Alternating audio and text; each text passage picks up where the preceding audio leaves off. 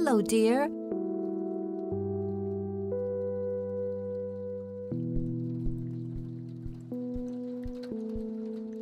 Mind if we talk for a bit, Grandma? Not at all, dear. What's on your mind? Would you mind if I took a look in the attic? I suppose it would do no harm. Come with me. Thanks, Grandma. You're welcome, dear. Be careful now.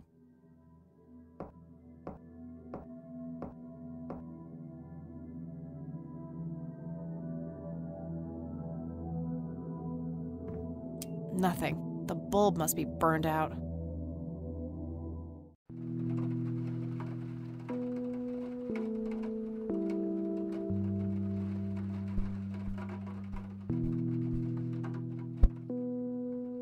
Free light bulb. Score!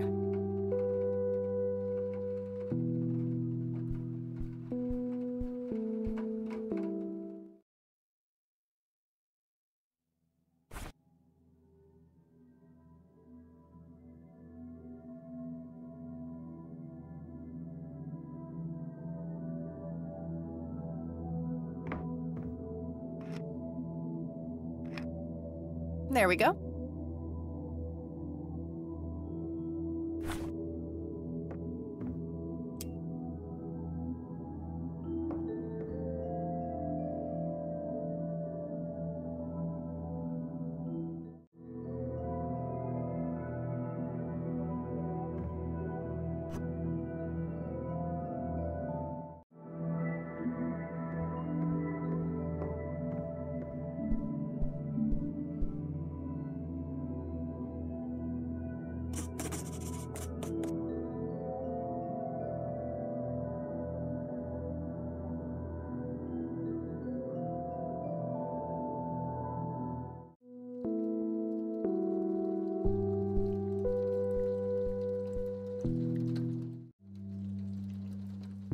I found a locked briefcase in the attic. Do you know anything about it? Oh, that old thing? Joseph said there were just some old boring Air Force papers in there. If that was the case, why use an intricate combination lock? That's a very good question, dear. In any case, I wouldn't know how to open it.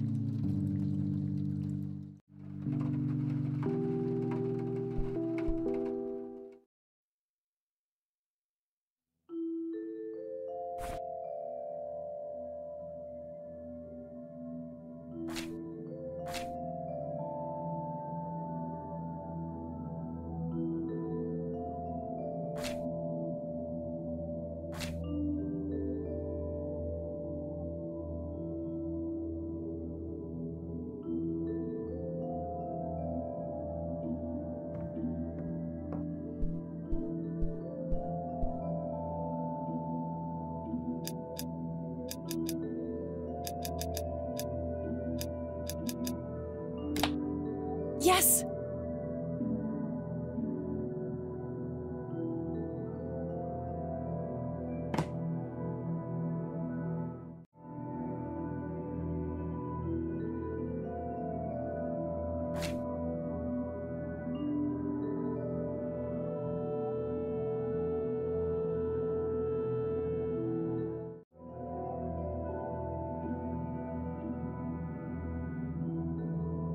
Let's see what's in here. There were 2 pictures, a newspaper clipping, a key, and a tape inside.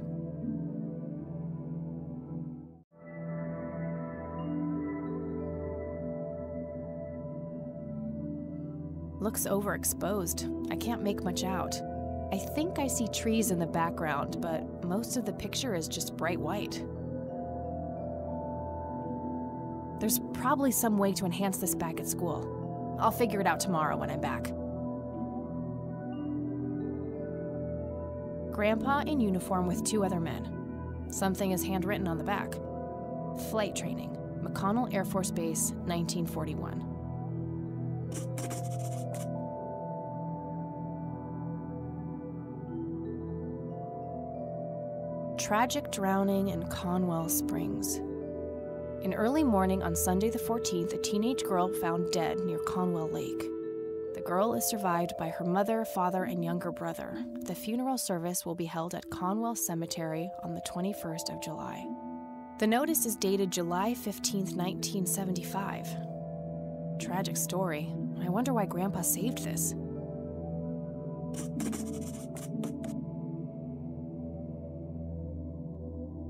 It's a small key, fairly modern design. No identifying tag, unfortunately.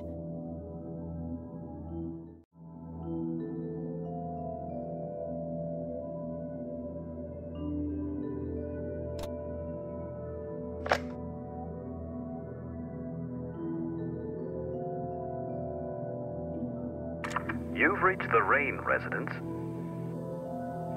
Leave a message after the beep. Hello, Joseph, Mrs. Rain. It's me, Charles. I thought I'd give you a call. Erica just had her firstborn. It's a boy. Thankfully, he looks nothing like his father. Listen, I was thinking maybe you'd like to come and visit. And what about your little Kathy? Maybe she wants to see the baby. Well, anyways, I hope to see you soon. All the best. Bye. You people make me sick.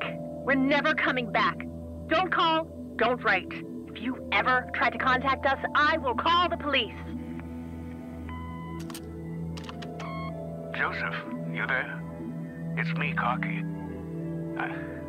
It happened to me too. And I'm not going to tell any of those bastards. They got it all wrong. You're the only one I trust now. Just call me back as soon as you can. I wonder who this Cocky is.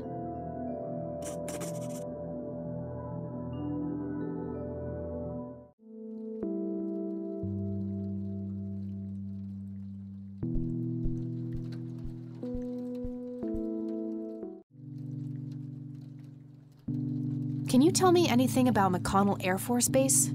It's not very far from Conwell Springs. Joseph was stationed there for some time during the war.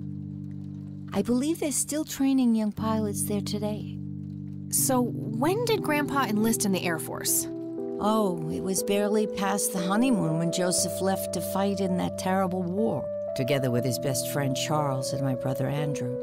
Those were nerve-wracking years. I was so worried I thought I would burst. Every short visit from Joseph was a joy, but he kept going back to the front, to my great dismay. When I told Joseph about being pregnant with your father, he finally realized that enough was enough. He had done his duty. Shortly thereafter, he returned to a quiet farmer's life in this very house, helping your great-grandfather with the crops, until he passed.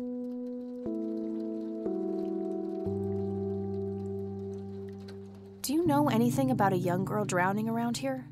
Oh, yes.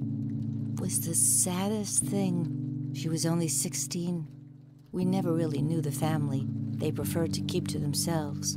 Do you remember the name of the girl or her family? I'm awfully sorry, dear. I just can't recall. That's okay, Grandma. I was just wondering why Grandpa would have wanted to save this. Joseph was always affected by the tragedy of others. Perhaps he wanted to do something for the family. In any case, he didn't speak to me about it. Does the nickname Cocky mean anything to you? Sounds vaguely familiar. It reminds me of the aviator call signs Joseph and his friends gave one another. Joseph was vigilante. I can't count the number of times he got into trouble for breaking the rules. To this day, I have no idea how he always managed to land on his feet. Must be hereditary, given the things I've gotten away with. Every time I wake up, I am genuinely surprised that I'm not in jail. I'm sure it's not that bad, dear. But to get back to the subject, you don't have any idea of who this Cocky is? I'm afraid not, but the Air Force might be a good place to start.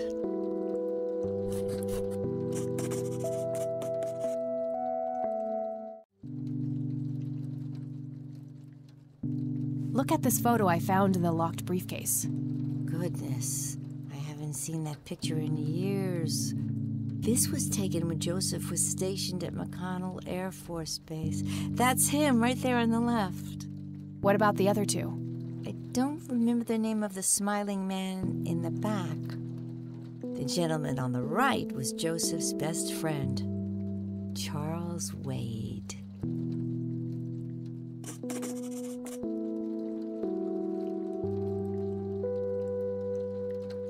What can you tell me about Charles Wade? Well, I do know he has made quite a name for himself since he and Joseph went to war together. Apparently, he came up with some brilliant piece of engineering for the airplanes. They use it everywhere now. Any idea how to get in touch with him? I'm afraid not, dear. I haven't seen him for years. He and Joseph grew apart before you were born. Any particular reason for that? Oh, not that I know of.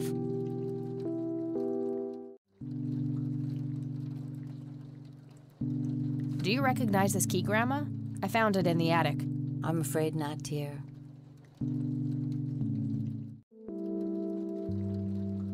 See you later, Grams.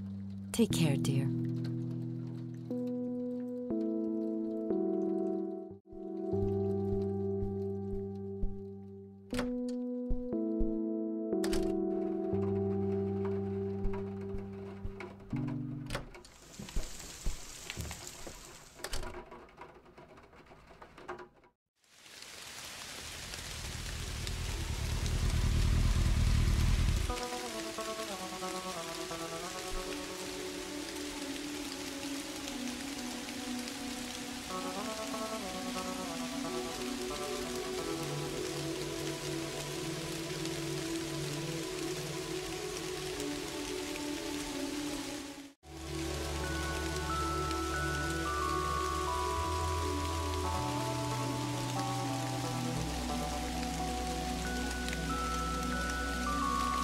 All right, this is the right date. Looks like her name was Lily Meyers.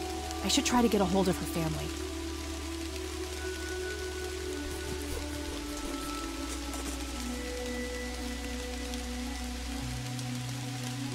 I wonder what that kid is doing here all alone.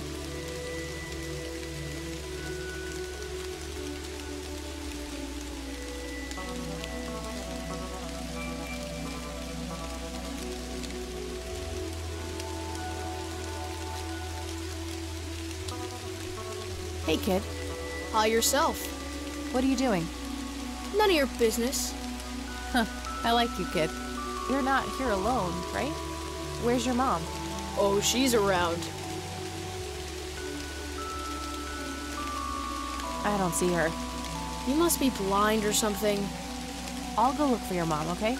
Don't go anywhere. Whatever.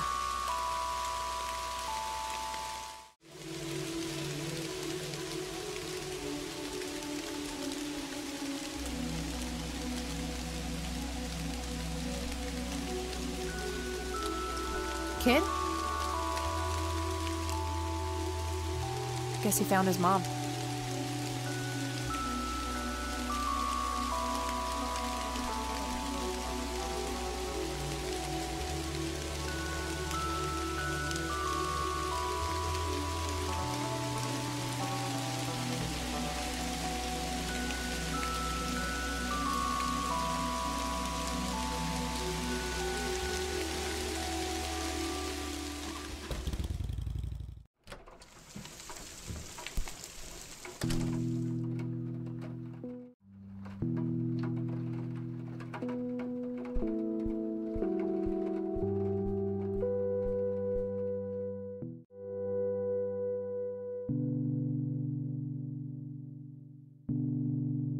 Damn, no Charles Wade in here.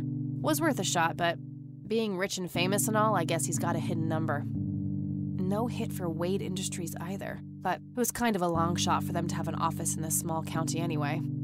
I should try to get a hold of him some other way.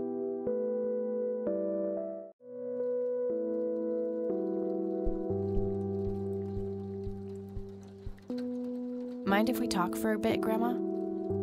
Not at all, dear. What's on your mind? I found out that the drowned girl's name was Lily Meyers. Ring a bell? Oh, yes. Oh, how could I forget? Sue, Jack. Oh, and their children, Lily and Nathan. Do they still live around here? Mother and son do. I see them in town from time to time. They live somewhere near the lake. But not the father. Jack, was it? No. He disappeared not long after Lily took her own life. Whoa, she killed herself. That's news to me. Oh, that girl had been troubled for years. Truman made an official statement later. It was no accident. I see. Do you know how I can reach the family? Not really, dear. Like I said, they tend to keep to themselves.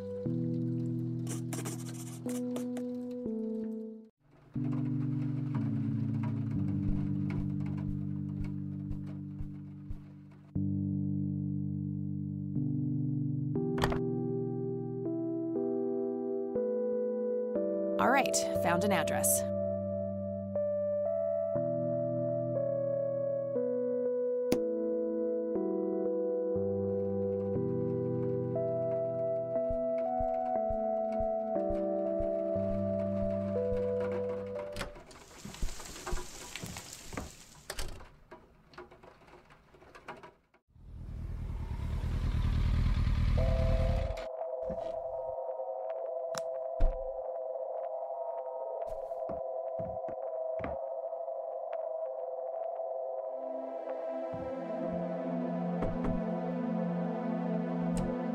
Yes? Can I help you? I hope so. My name's Rain. Kathy Rain. Joseph's girl. The one they sent away. Yeah, that's right. Well, what do you want? I had some questions about your daughter, Lily. Well, you know what? I don't have any answers, girl. Lily was precious, special. Lily died. That's all there is to it. My grandfather came to see you, right? To ask about her? Maybe he did. I don't see how that's any of your business. I'm not asking for much, Mrs. Meyers. Then clearly you have no idea what it's like losing a child. Goodbye.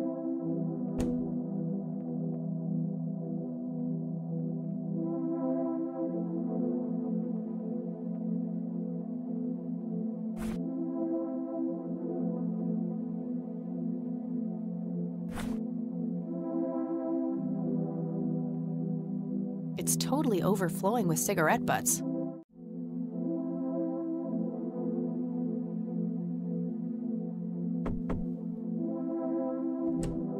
Just go away.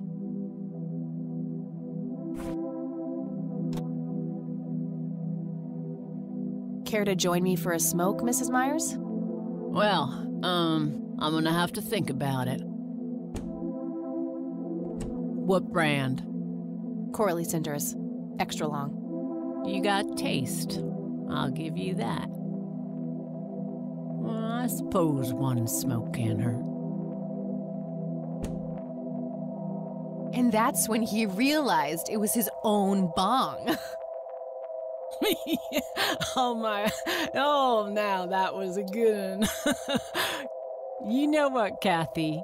You're okay. Sorry for being such a cranky old bag before. I get a short fuse when I run out of smokes. Now, that's an understatement. Good thing I had my morning smoke, otherwise we would have had a fist fight on our hands. Oh, it's getting chilly. Why don't we head inside? Sure, let's go.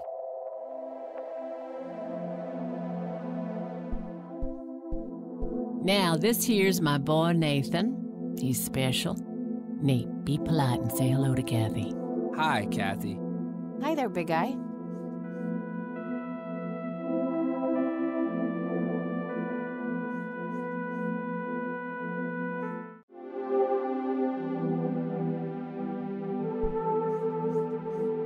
So, you wanted to ask me about Lily?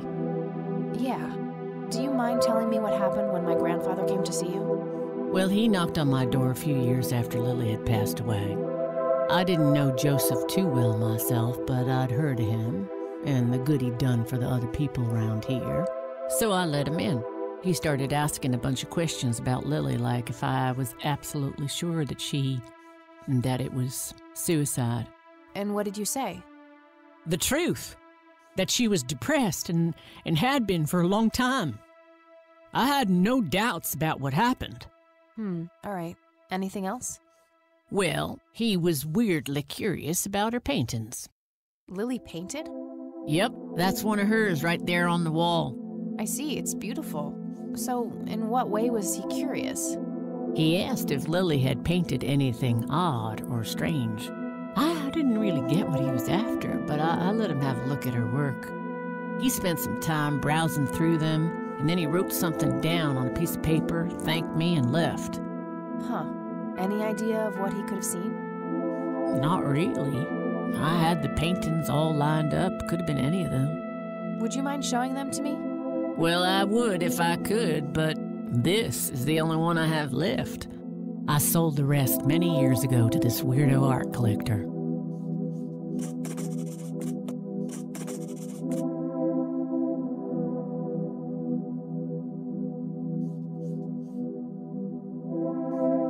Do you know anything about what happened to my grandfather?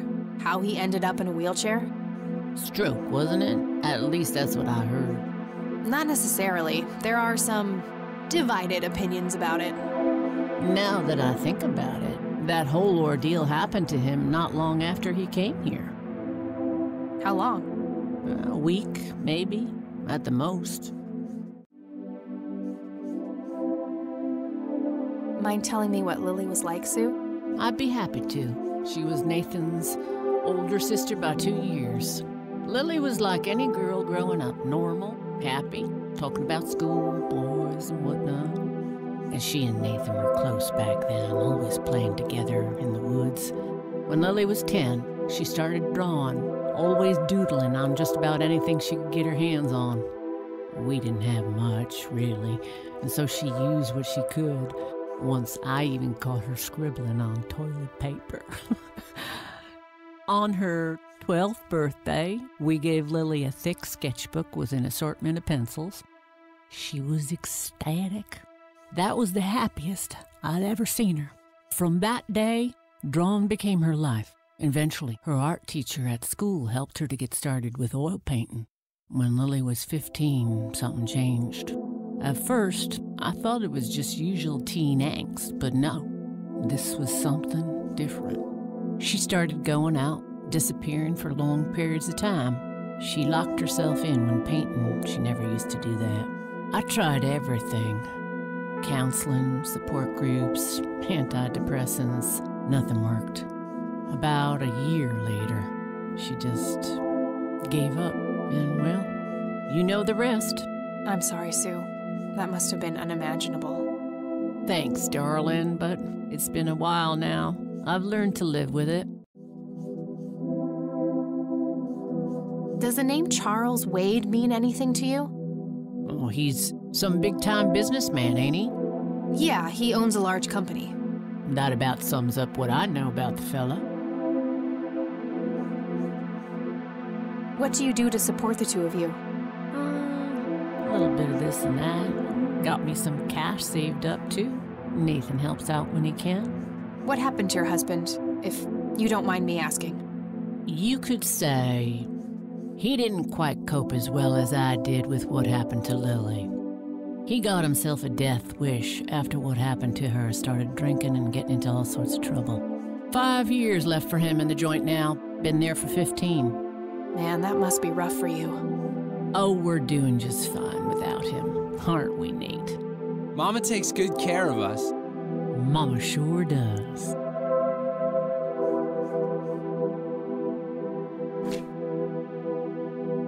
So, tell me about Lily's art. It used to be about cheerful things, landscapes, animals, bright colors.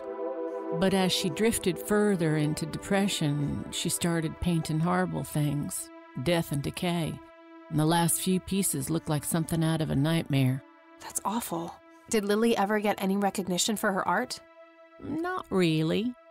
Except from the guy I told you about who bought most of her paintings. Tell me about this art collector person. Rich, fancy looking, in his 50s or thereabouts. I'd say he'd be around 70 now if he's still alive. He knocked on that door one day with a wad of cash in his hand. $5,000. He wanted everything that Lily so much as touched with a brush. Huh. Did he say why? Nope, but I got the feeling that most of that dough was paid so he could avoid any questions. I took the money. I still had Nathan to support. Did the stranger give you his name? No. Well, his face was far from forgettable, though. Big nose, bright blue eyes, looked black Irish. He had a thick black mane, turning gray, no beard. All right, Sue. Thanks. Hey, Sue, do you recognize any of these men? Well, there's Joseph Rain.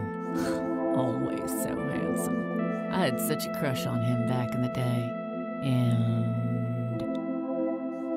no way. That's him. The man who bought the paintings. He's much younger here, but there's no mistake in that hair and nose. Are you sure? I'm positive, little cat. That's the guy who walked into this cabin with $5,000 in cash. That's very helpful, Sue. Thanks. Ugh. Another question for the elusive Mr. Wade.